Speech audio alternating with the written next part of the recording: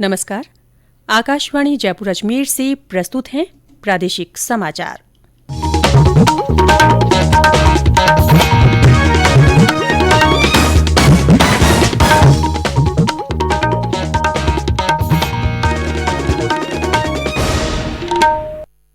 मुख्य समाचार।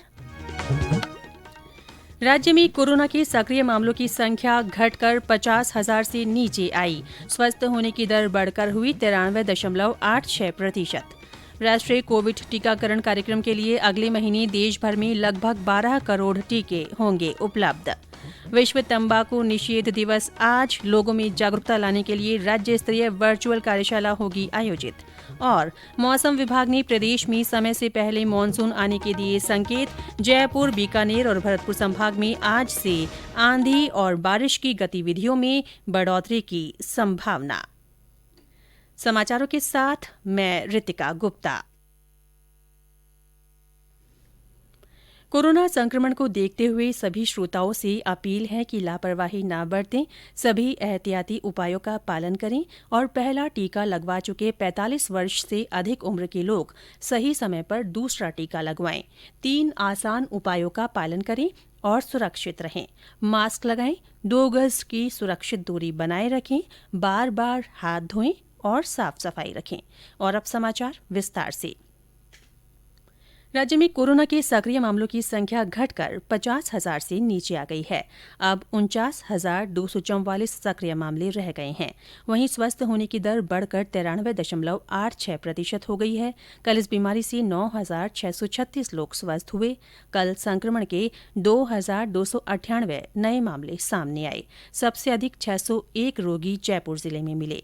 अलवर में 203, जोधपुर में 164, श्रीगंगानगर में 148, उदयपुर में 107, सीकर में 105, हनुमानगढ़ में 102, बीकानेर में 85, झुंझुनू में 84, कोटा और जैसलमेर में 64, पाली में 48, अजमेर में 44, बाड़मेर और भीलवाड़ा में 41, नागौर में 38, चूरू और सवाईमाधोपुर में 37, चित्तौड़गढ़ और दौसा में 35, भरतपुर में 34, राजसमंद में 29, बूंदी और झालावाड़ में 22, टोंक में 20, बारां में 19, बांसवाड़ा और डूंगरपुर में 16, प्रतापगढ़ में 15, सिरोही में 9, करौली में 7 और धौलपुर तथा जालौर में 3 लोगों में संक्रमण का पता चला।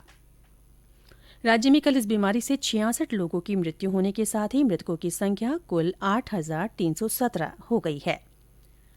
केंद्र ने कहा है कि राष्ट्रीय कोविड टीकाकरण कार्यक्रम के लिए अगले महीने लगभग 12 करोड़ टीके उपलब्ध होंगे। स्वास्थ्य मंत्रालय ने कहा है कि राज्यों और केंद्र शासित प्रदेशों के लिए 6 करोड़ 9 लाख से अधिक कोविड टीकों की आपूर्ति की जाएगी। ये टीके स्वास्थ्य देखभाल कार्यकर्ताओं के प्राथमिक समूहों, कोविड योद्धाओं और 45 वर्ष से अधिक आयु के व्यक्तियों के लिए होंगे। ये टीके केंद्र सरकार निःशुल्क उपलब्ध कराएगी। इसके अलावा 5 करोड़ 86 लाख से अधिक टीके सीधे राज्यों और केंद्र शासित प्रदेशों और निजी अस्पतालों को खरीद के लिए उपलब्ध कराए जाएंगे। प्रदेश में अब तक 1,66,97,000 से ज्यादा कोविड टीके लगाए जा चुके हैं। इनमें 1,34,69,000 से अधिक पहली और 32,28,000 से अधिक दूसरी डोज शामिल है। राज्य में कल 1,02,000 से अधिक लोगों को टीका लगाया गया। इनमें 95,136 को पहली और 7,687 लोगों को दूसरी डोज दी गई। 18 से 44 वर्ष आयु वर्ग के 56,405 लोगों को वैक्सीन की पहली डोज दी गई। वहीं अलवर के केंद्रीय कारागार में कल 18 से 44 वर्ष आयु वर्ग के करीब 200 बंदियों को वैक्सीन लगाई गई। केंद्र की ओर से कोरोना के प्रति जागरूकता लाने के लिए जन आंदोलन चलाया जा रहा है। इसी के तहत आकाशवाणी जयपुर के समाचार बुलेटिनों में प्रसारित की जा रही विशेष श्रृंखला जनता का संदेश, जनता के नाम में सुनिए हमारे श्रोता का संदेश। नमस्कार, मैं जयपुर से डॉक्टर ममता रेशमा बोल रही हूँ।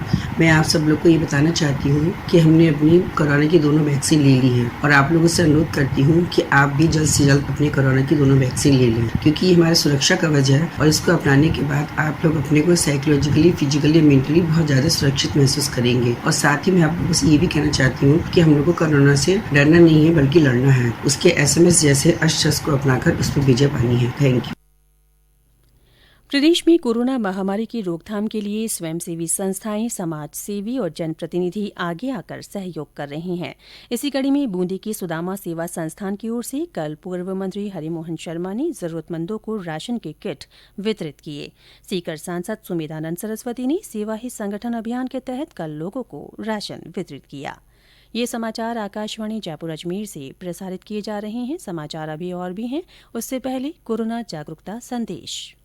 चलो मिलकर एक शुरुआत करें, चलो एक फैसला आज करें, मास्क नहीं तो टोकेंगे, कोरोना को रोकेंगे, चलो एक इरादा करते हैं, चलो कुछ वादा करते हैं, मास्क नहीं तो टोकेंगे, कोरोना को रोकेंगे।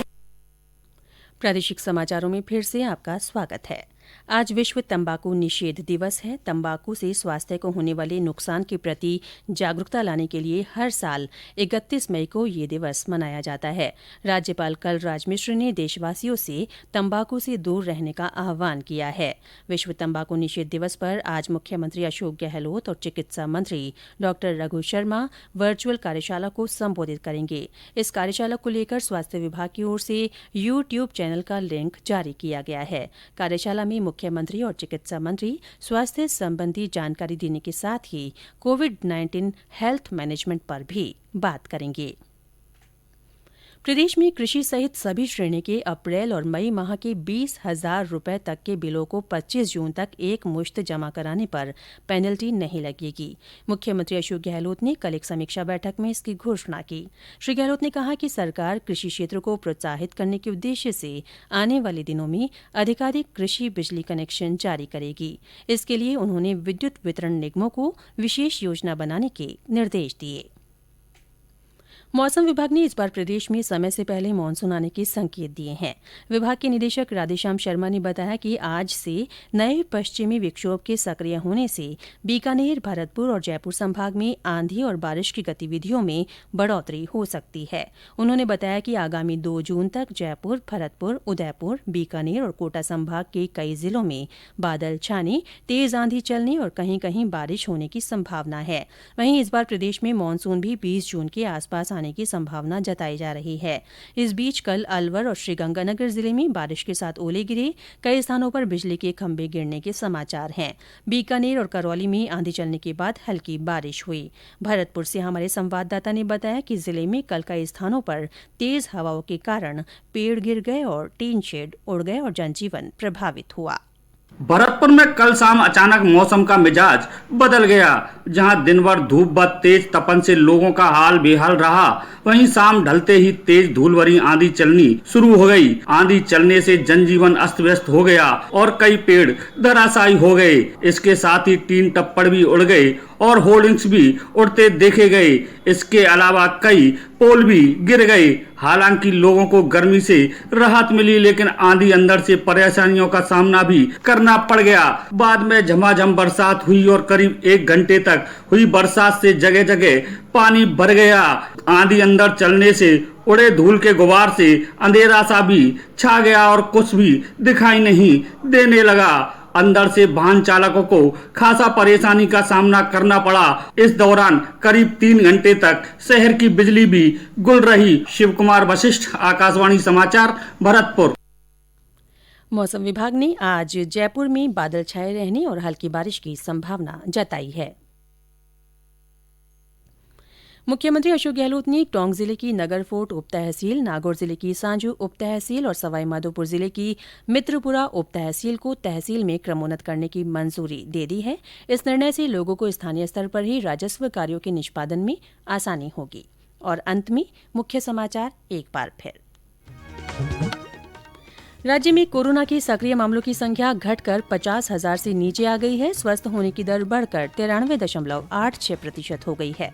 राष्ट्रीय कोविड टीकाकरण कार्यक्रम के लिए अगले महीने देश भर में लगभग 12 करोड़ टीके उपलब्ध होंगे। आज विश्व तंबाकू निषेध दिवस है। लोगों में जागरूकता लाने के लिए राज्य स्तरीय वर्चुअल कार्यशाला आयोजित की जाएगी। और मौसम विभाग ने प्रदेश में समय से पहले मानसून आने के संकेत दिए हैं। जयपुर, बीकानेर और भरतपुर संभाग में आज से आंधी और बारिश की गतिविधियों में बढ़ोतरी की संभावना है। इसी के साथ प्रादेशिक समाचार बुलेटिन समाप्त हुआ। हमारा अगला बुलेटिन हिंदी में दोपहर 12:30 बजे प्रसारित होगा। नमस्कार।